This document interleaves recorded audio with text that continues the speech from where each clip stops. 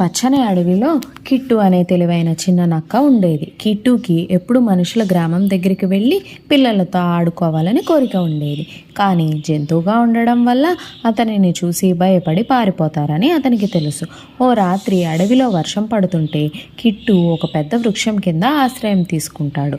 ఆ చెట్టు నిజానికి ఓ దేవతా వృక్షం. ఆ వృక్షంలో నివసించే ఒక మంత్రగత్తె అక్కడికి వచ్చి కిట్టుని చూసి, "నువ్వు ఎందుకు ఇంత దుఃఖంగా ఉన్నావు చిన్ని నక్క?" అని అడిగింది. కిట్టు తన మనసులోని కోరిక చెప్పాడు.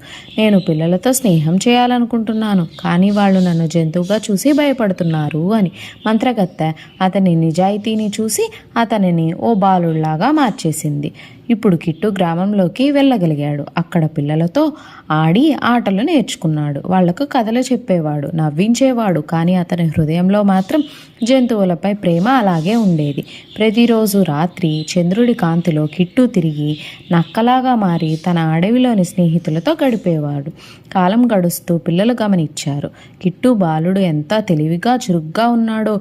"నువ్వు మనిషి కంటే నక్కలాగా ఉన్నావు" అని సరదాగా చెప్పేవారు. కానీ కిట్టు తన రహస్యాన్ని ఎప్పుడూ చెప్పలేదు. ఓసారి గ్రామాన్ని ఓ రాక్షసుడు బెదిరించాడు. పిల్లలు ప్రమాదంలో ఉన్నప్పుడు కిట్టు తన నక్క రూపంలోకి మారి రాక్షసుడిని తన తెలివితో మోసం చేసి తరిమి కొట్టాడు.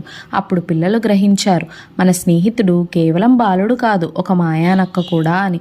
అందరూ అతన్ని గౌరవించి ప్రేమించారు. కిట్టు కూడా ఆనందంగా రెండు ప్రపంచాలలో మనిషిలాగా గ్రామంలో, నక్కలాగా అడవిలో జీవిస్తూ అందరినీ స్నేహం, ధైర్యం, తెలివిగా ఎంతో ముఖ్యమని నేర్పించాడు.